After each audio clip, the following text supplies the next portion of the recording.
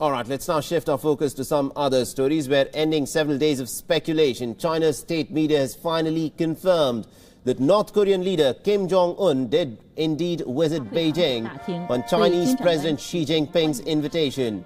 Now, Kim Jong Un reached China on Sunday and will go back to North Korea today.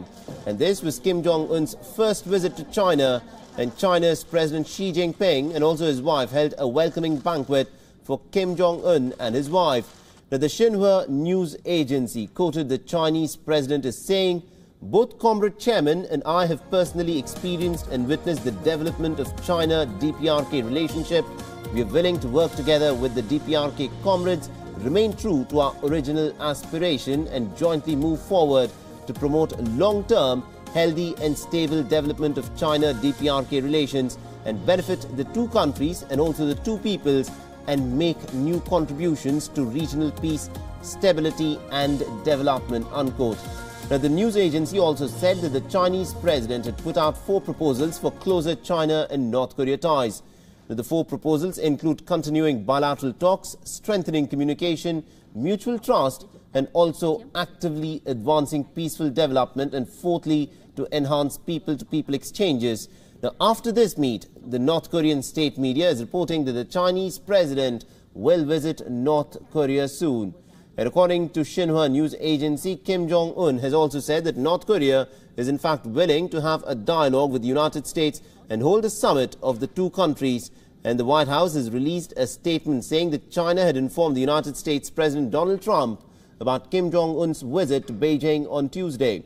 The White House said, and I quote, "We see this development as further evidence that our campaign of maximum pressure is creating the appropriate atmosphere for dialogue with North Korea."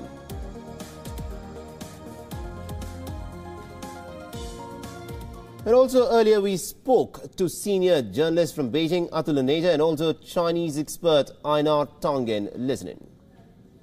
Here, frankly, there's no hard information which I have, but when you are, sort of being the marshal of the country in one way, your departure itself can cause, there's a lot of unknowns out there. What might happen domestically when you're publicly saying that you are away.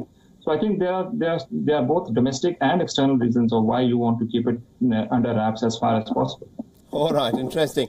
And also, Einar Tangen, if I can come to you on this, the Americans are claiming credit. They're saying they've exercised, they have imposed maximum pressure, which is what is bringing Kim Jong Un, to fall in line. How do you view this from the Chinese perspective? Because the fact of the matter is, the reason why North Korea has got such a long leash is because China allows it to have it. Because 95% of all trade that North Korea carries out is essentially with China. Yes, and I mean, it's not unexpected for Trump to claim that he's solely responsible for everything that happens in the world that's good and that it's fake news if it's bad. So from that perspective, there's no surprises. But let's keep in mind here that even if there was some sort of summit between Kim and Trump, the fact is they are greatly unequal. You have the world's largest superpower versus a very fledgling nation with only a few nuclear arms. I mean, they're trying to balance this by saying, look, China's involved and we're going to try to pit China against the U.S. Obviously, they're aware of the trade tensions, the escalation in terms of the military competitiveness factor. So from their perspective, they lose nothing by coming to China and making some show. There's going to be wild speculation continuing from now until something concrete is released about what was said during those meetings. We know that Xi proposed 4 points. He was not clear about what they were. The Chinese side has said, they're committed to some sort of denuclearization of the Korean Peninsula. But once again, we are not hearing directly from North Korea. All we're hearing is through third parties. So it's not quite reliable yet.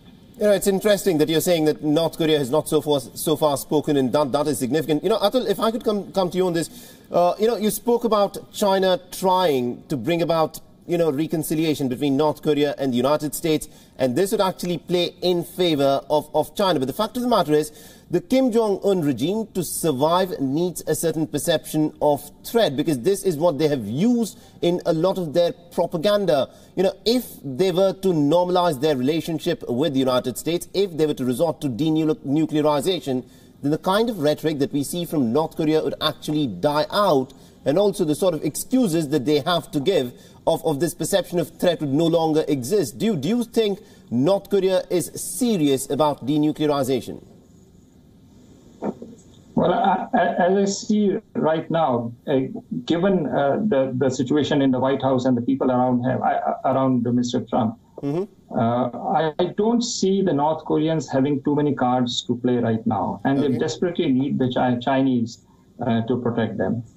Now, the point is that there are two things which are going to happen. One is that from the North Korean perspective, and something which Aina referred to, is that they have seen examples. They need real security guarantees, because they saw that when countries like Libya denuclearized, and it led to the execution of Muammar Gaddafi. They saw Saddam Hussein, giving up his mass destruction weapons, and his fate was well known. So these lessons have gone down very well to Kim.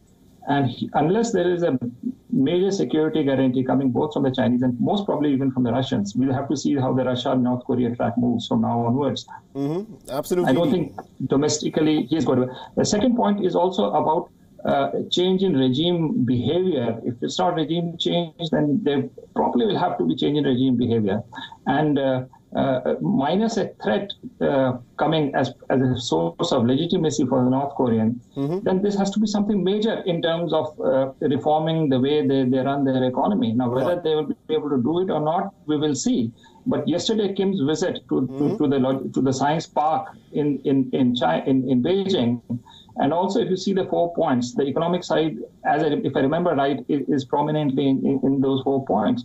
So Chinese are looking far. I think it's not just if these things continue, if North Korea were to denuclearize, there has to be a second package which has to come. Now, whether that will succeed or not, given the political culture again, North Korea will have to see. But there is an economic angle as well, which is coming in, not so prominently right now, but I suppose it's in the fine print. Absolutely. In the statement which has come out. Absolutely, indeed. Do continue to stay on with us, Mr. Atul. Meanwhile, I'm told that we're also joined by Mr. Gabriel Battaglia, who's joining us from Beijing. Now, Mr. Battaglia, this is, of course, an interesting visit that has come forth. Kim Jong Un, not many people expected. Nothing of it was announced. And even until the visit got over, nor was it formally announced to the rest of the world. How do you view this visit of Kim Jong Un to Beijing? Oh, yes, of course. Until yesterday evening, the Chinese foreign minister said that they had no information about any official visit for a foreign country. So this is how journalists didn't know anything about. Of course, there were rumors about that, and all the people were wondering if it was Kim Jong Un or someone else. Right. There were rumors about his sister and so on. But in the end, what we had to do is to analyze the rituals. Meaning, for instance, the big green train with yellow lines, was allegedly the same that his father, Kim Jong-il, used when during the official visit.